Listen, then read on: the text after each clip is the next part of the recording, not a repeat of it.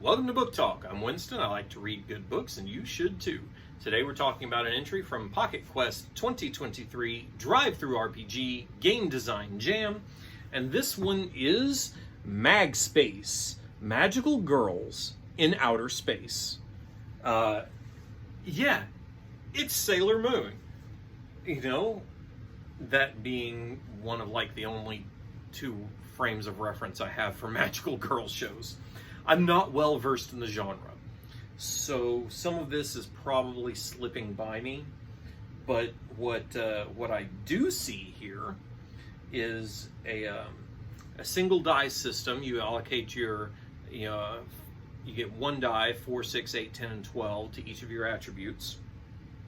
No duplicates, so you're going to have something at D4 and something at D12. Then some charts to generate your powers, your clothing, your gear.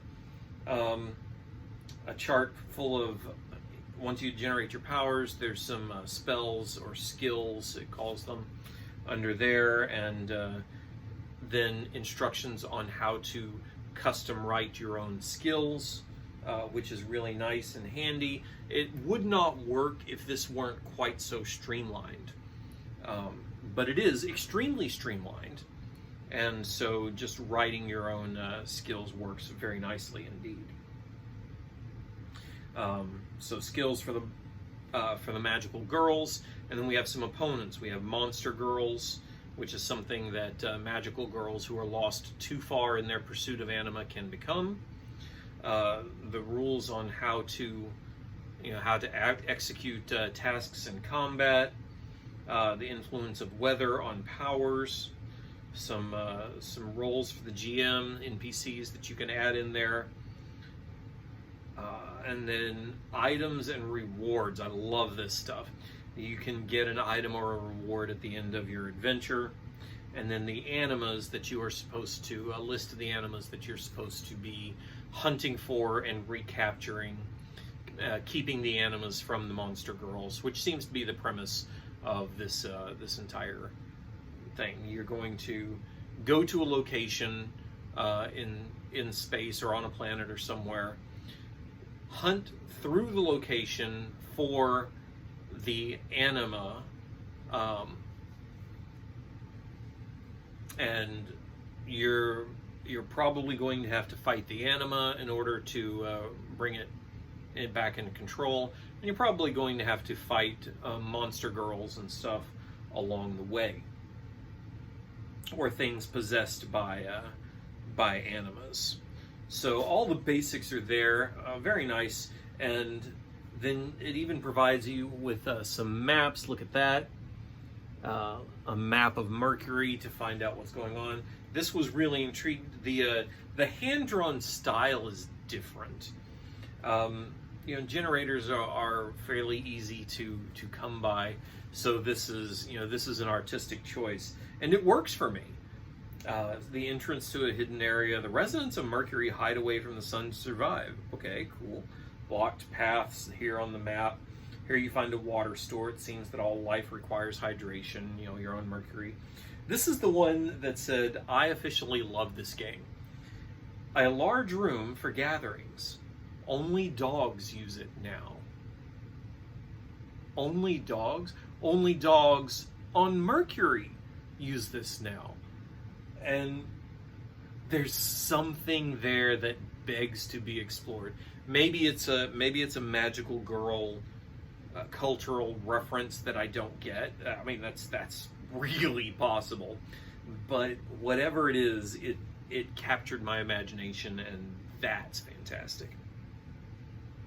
So I'm flipping through there. I'm like, all right, this doesn't seem too challenging. Everything's really simple and streamlined. You get one roll that decides stuff. Powers can bump it up by one or two things. Doesn't seem like it's that tough of a thing to do, right? And then I'm reading through the rules again, and I noticed that most of the attacks are going to be dealing damage, in 2, 3, 4, 5, and 6 points of damage And that's not going to be unusual. Some things double it, some things have it. And then I was noticing that most of the spells, most of the skills cost a power point or 2 power points, or if it's really strong, 3 power points. Like, all right, you can take damage for another girl, pretty good. The skirmish system is not, there's not a skirmish system in here. Everything is just theater of the mind's eye, and that's fine. And then I did a little math, and I noticed that your magic points, the points that you have to spend on spells, are going to be equal to the die that you've assigned to mind. So you might have assigned 12, a D12 to that, so that you have 12 points to spend on skills and spells and everything. You might have done that. But let's use the average. Right here in the center is 8. Okay, so you're going to have 8 points to spend on skills for the duration of a conflict, because when you get a chance to rest, all of your hit points and magic and stuff re-ups. Great. That's pretty good. And then I notice hit points are half your strength. Again, with an average of a D8, you're going to have 4 hit points. Meaning there's not a lot of I missed in this, okay? It's stuff does damage, stuff does, it has an effect. So you are going to be taking hits, and you're going to be soaking hits, and you're going to be taking hits for the other magical girls. And if on average you've only got 4 hit points, that means somebody who puts a D4 in strength is only has 2 hit points. And even if you assign that 12-sided to strength, you've only got 6 hit points. You better hope that it's enough to get not just you through a conflict, but also all of your teammates. And when I realized that made things really interesting to me, because now it's not just woohoo, we're magical, well, Sailor Scout power go. It's been 20-30 years since I've seen Sailor Moon, forgive me.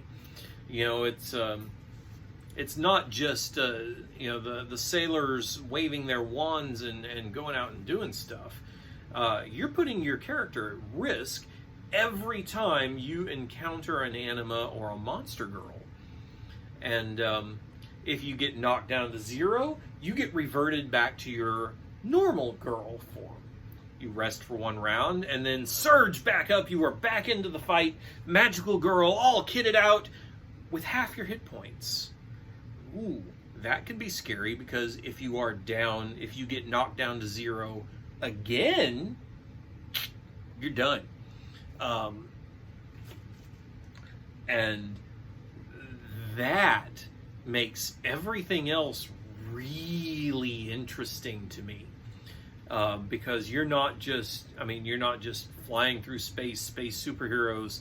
Let's go punch the bad guy and twirl our magical effects and retrieve the anima, which inevitably is going to be cute and have incredibly large eyes. But there's potentially a real and fatal cost to your character to do that. And I found that to be very, very intriguing. I was very impressed. Mag Space, Magical Girls in Space.